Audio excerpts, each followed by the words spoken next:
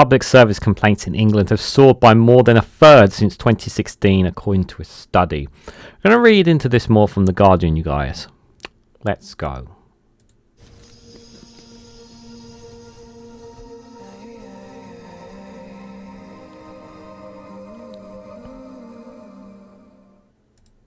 Good morning, good afternoon, good evening, wherever you are in the world. This is Reganelite here with an article from The Guardian with the headline that public services complaints in England have soared by more than a third since 2016.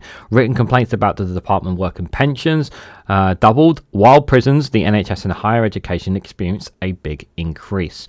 Guys, while you're here, make sure you hit the like button and share it across social media so others are notified of this video. And to be honest, whether you want to believe this study or from this think tank, whether or not you want to believe that, I actually think there is definitely a lot of truth to this.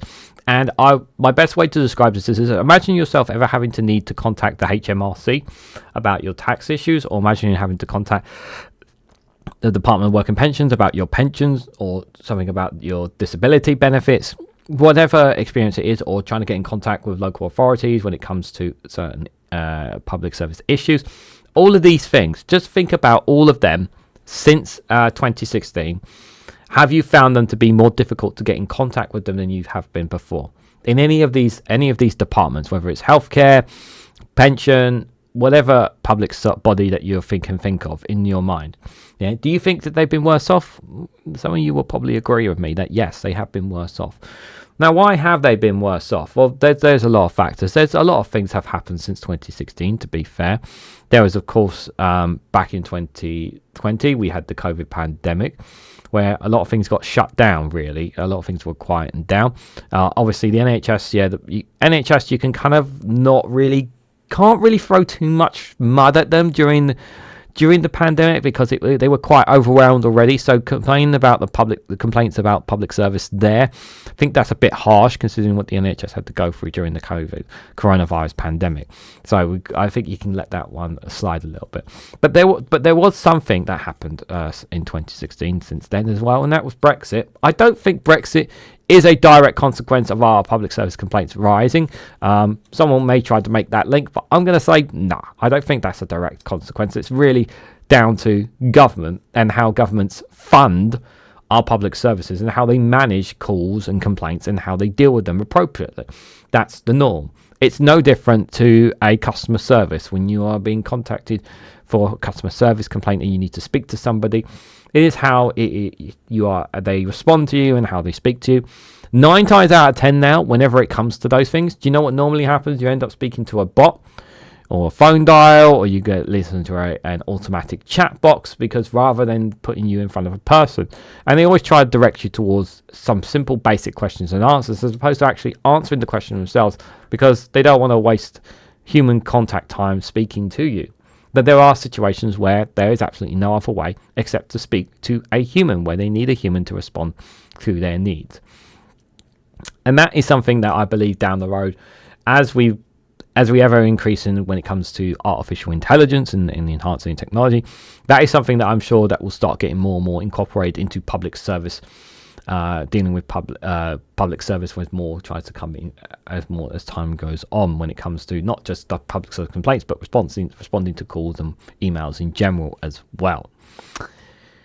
Having said that, there was one other thing that I think makes quite an impact on public service complaint, and that is what's been happening for quite a long time, and that was austerity. Austerity led to great deals of cuts across many public bodies. The public sector has been shrunk as a direct result of lack of funding by the Conservatives and even Coalition for a long period. And when you have less funding in your public service, what does that mean? It means you have less people to deal with things, even as such as complaints. But this is obviously in particular here to England. Now, does this surprise me? No. Should it surprise you? No. So I think based on all of that, I think we can safely say that we're more inclined to agree with this study. And if you have some experiences where you felt the complaints were worse now than they were like 10 years ago, please feel free to share them down in the comment section below as well. So let's read a bit into this, guys. So complaints about public service have soared by more than a third since 2016, with substantial jumps in relation to benefit prison, the NHS, and higher education, according to a leading think tank.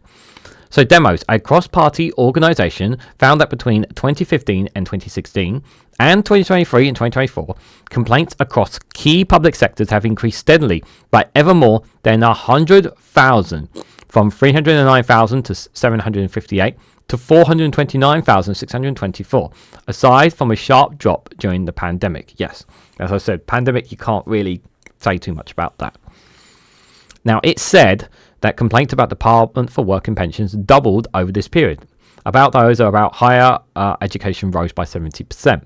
The think tank released the findings ahead of the publication of its year-long taskforce study into the future of public service, with a final report launching this week, saying that politicians urgently need to re-embrace reform and to rebuild trust. You hear that a lot about embrace reforms, lots of reforms that the government are intending to do. But you don't quite know what these reforms are, do you? You hear it a lot, that rhetoric. You say, we've got to reform this, we've got to reform this. You don't quite know what that means, because you don't honestly know what they're doing. They're not always very clear, Labour, what they're doing, are they? We'll come to the graph in a moment. It found the NHS written complaints rose during the period by 20%. To 241,922, doubling at the DWP, 220,509, and were up 94% in prisons and probation to 4,575 in higher education. They rose by 69% to 3,137. Areas where complaints were broadly flat were local government at 15,438 and social care at 2,982. Now, I will point out, I think it's a very fair comparison to say that prisons weren't going up by 94%. I think this is obviously tied into when prisons were getting really, I think you could also factor in potentially the overcrowding of prisons, the concerns about them, and the states that some of them were in over a long period that the Conservatives were in power. We know that they weren't building enough prisons, and we know that they were not doing enough when it comes to rehabilitation as well. And a lot of people were just getting thrown in prison just for the sake. A lot of I do go almost as far to the sake of it as well, because a lot of people were thrown in because of protesting as well. So because they were not happy with some of the protesting as well. So that 94% increase, I think a lot of that may play a factor into it. There may be other factors I'm sure you guys can add down in the comment section below to that. Interesting enough, obviously, are the DWP. They're obviously about the issue around benefits and higher education. They're up by 69%. That's a very good one. I think that you could argue that one may have to do with schools, colleges, and universities, a factor with some of the education struggling as in that. So this is the graph that they have here. This is the source from them that they have. The Guardian graphic sources from NHS England, Local Government and Social Care Ombudsman, Office of the Independent Adjudicator, Parliamentary and Health Service Ombudsman, Prison and Probation Ombudsman, DWP CPS notes that NHS written complaints upheld or partially upheld. The data are unavailable for 2019-2020 and excludes social care, prisons and probation, higher education, social care, Crown Prosecution Service there. Just that little note there on the bottom just to identify some things there, just for reference here with this here. So this is complaints about public service sharply rise after COVID-19. So you got NHS, DWP, Parliamentary and Health Ombudsman, local governments and others there. Public service complaints in England. This applies only to England, not Wales, Scotland and Northern Ireland as well. So I should point out as well. And you can see there from 2016 onwards, 2016, 2017, 2018, 2019, has been, you know, from 2016 to all the way up to the pandemic, they've been pretty much the same. Not too high, not too, like, pretty much staying level-headed. And even in 2020, 2021, it was roughly around about the same there from the looks of it as well. Okay, there was a bit of an increase there, especially in the DWP. And I think that large jump there from 2018 to 2019. Now that, of course, you can add to, well, that might have tied into the furlough scheme potentially along those lines. I think that's a very good point. And people trying to claim some kind of income of some sorts because obviously they couldn't work because of the coronavirus. And that added on to 2021. But even from then, 2021 onwards, it still remains high to this day. So the government never got a grip with that. And you could also see there an increase in parliamentary and health ombudsman there has also massively increased. You can also see that there for NHS there. Local government has slowly increased as well. The highest ever, 15.4% there from them. Actually, no, correct me if I'm wrong. Let me take that back. According to their study, it's been the same as it was back in 2016 there. And then other factors there, different numbers there, 10.8% there. So quite interesting in numbers to look at. So alongside the data, the demos will call for the running of public services to be devolved away from central government to give communities greater flexibility and discretion over the methods of the delivery. Speaking about the complaints data, Polly Curtis, chief executive of Demos, has said at the very worst point, public service felt like a battleground in which citizens feel they have to fight to get what they need. It's not helping people. And it's horrible for those who work in public service, and it's also happening at a time when public sector productivity is declining. It also adds to a rising sense of distrust in the state and politicians. Yeah, all these things are adding on top of people. You have people who are losing trust with the system, hence why many people turn to reform, because they believe reform are the answer to all their problems. That they believe Nigel Farage will be their saviour, like Trump apparently is supposedly going to be the saviour of America, and they'll find out in the next 4 years whether he will be a saviour or a saviour for them. We'll see, obviously, but people generally believe that Nigel Farage can fix everything. But when you see how life has been for normal people, and normally the public state is supposed to be there to help you when you need it, and they've not been helping you, you do feel a sense of you can't trust anyone in the so-called establishment, so you feel disconnected from them. But when you see someone like Nigel Farage who puts things very simply to some people can find that very, very appealing as well. Hence why some people turn to think, because they believe he will fix all their problems. The solution is to engage with citizens, communities and local leaders to fundamentally change the way that we deliver public service. Building stronger relationships between those that use public service and those that run them. And our task force has found that if we liberate frontline professionals and devolve powers to local places with appropriate accountability measures in place, we can build better services and rebuild trust between politicians and the public. The report argues that getting public sector productivity back to pre-pandemic levels requires a new model of liberalised service delivery in the frontline workers and given more power, flexibility and discretion over how they help people. Its analysis estimates that if public service were to be returned to their pre-pandemic productivity levels by 2023, this would deliver £41 billion in additional output a year. It highlights the idea called the liberated method, developed by Changing Future Northumbria in Gateshead, which gives greater freedom to caseworkers as long as they follow two broad rules: stay legal and do no harm.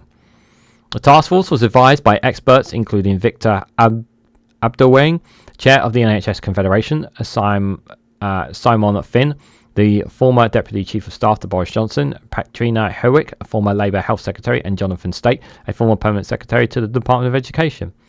It is due to be launched in a future Public Service Summit later this week, addressed by Georgina Gao, the Minister for Public Service Reform. And since taking office, Sir Keir Starmer has made clear one of his priorities is fixing crumbling public service, accusing the last Conservative government of overseeing a decline in standards. He has faced a crisis in prisons, with not enough spaces in jails and prisons being released earlier in their sentences, and a huge waiting list to the health service exacerbated by COVID. However, data shows complaints about many public services were rising even before the pandemic. And last week, Starmer said he was prepared to reform the public service to get improvements alongside investing more money in them. So given the unprecedented challenge that we have inherited, we will not achieve this by simply doing more of the same, which is why investment comes alongside a program for innovation and reform, he says. In response to the report, Gao said, after the last 14 years, people are too often feeling like they're going into battle when using public service. The government has a relentless focus on delivering for people. We won't make policy a closed room in Whitehall, but in partnership with communities and those delivering services on the front line. We will get behind public sector innovators and get them the tools and support they need to put people first.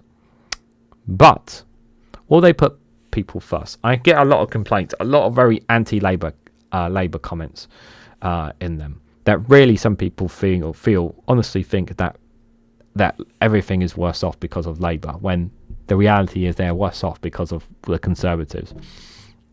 And they've already have very little or no impatience whatsoever, or have little understanding that to fix things when things have been broken, it takes time to put them back together. It's easy to break something than it is to build something or fix something.